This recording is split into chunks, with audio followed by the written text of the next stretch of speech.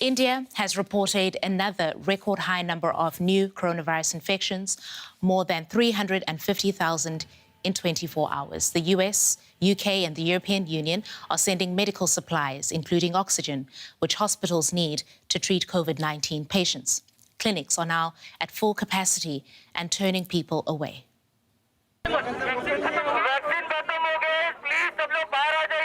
Crowds waiting for a shot of hope. As the coronavirus devastates India, people queue outside a vaccination centre in Mumbai. Even though the country is a major coronavirus vaccine maker, many fear there is not enough to go around. In many parts of the country, ill people are queuing outside hospitals. They desperately need treatment. In Delhi, Animesh Kumar is looking after a family member. They've been turned away from 2 hospitals already. Oxygen in the ambulance is running out. His condition is serious. We're standing here in the middle of the road without oxygen or hope. Hospitals too are running out of oxygen. They are already caring for so many patients with COVID-19 that wards are full. The few deliveries that do arrive are simply not enough to save the patients with COVID-19. I brought him to the hospital and we waited for hours to get him admitted. They didn't let me go in with him.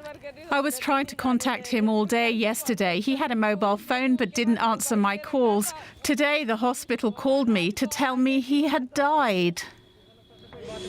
The government is rushing to open new COVID-19 wards like this one, a brand new centre in Delhi. They say even more beds will be available soon. We're working on increasing the number of oxygen beds on a large scale. Within the next few days, we will increase the capacity to 2,000 to 5,000 beds. We are also preparing 200 beds at the intensive care unit there.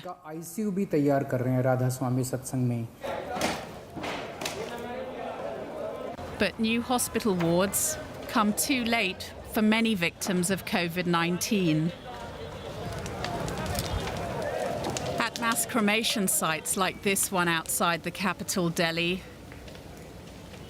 the pandemic's grisly toll is clear. And I'm now joined by DW correspondent Nimisha Jaiswal. She is in Delhi for us. Hi, Nimisha. So it is now the 6th consecutive day that cases are above 300,000. And it's being said that this is not even the real number of cases. Yes, Christine, there are definitely concerns that the actual predominance of the virus right now in India might be much higher than surging numbers that we are currently reporting. There are reports coming out that many people who have symptoms and have had symptoms for days are unable to access the test because diagnostic systems are also stretched so thin that even getting the results is taking days after being tested. In addition, cities like New Delhi, which are showing a dip in numbers, have also seen a 40% fall in the number of tests they're carrying out. So this may well be a false dip that we are seeing in some cities. In addition, crematoria are absolutely overflowing. Multiple local and national journalists have come out with reports saying that the deaths they are seeing, the COVID protocol deaths in the cremation grounds, are far higher than those being reported. Nimisha, how are people reacting to the government's handling of the pandemic? Well, the despair that we are seeing across the country in hospitals as well as in homes is also translating into anger now every passing day. There has always in the past been 2 firmly entrenched groups of government detractors and supporters. Now we're seeing more and more people who generally support the government come out and question why exactly India is going through this massive crisis, question why the Prime Minister continued to hold rallies, and question why the government has not taken the coronavirus more seriously. Even long-standing, strong supporters of the government within the media have to come out and ask what exactly happened here. And how has the government responded to this criticism?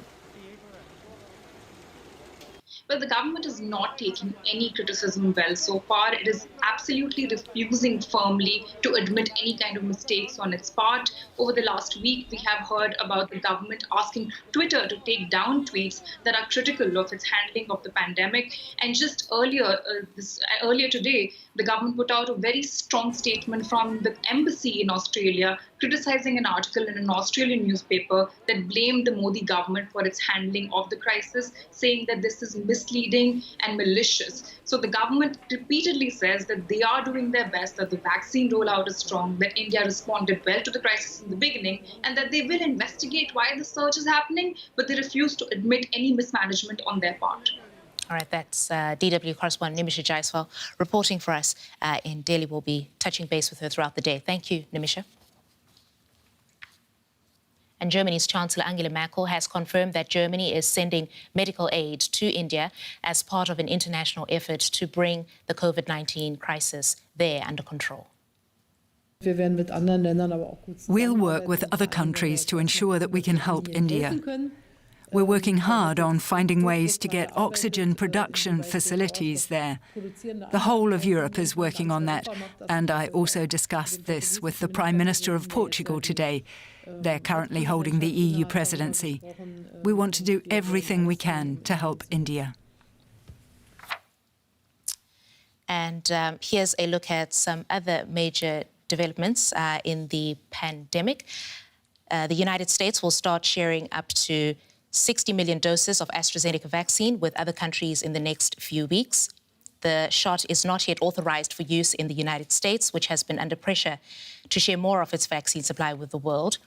And Turkey is imposing a full nationwide lockdown set to last until the middle of May. The number of new infections in the country soared to record levels this month. And Brazil's health regulator has denied permission to import Russia's Sputnik V vaccine, citing a lack of information guaranteeing its safety, quality and effectiveness.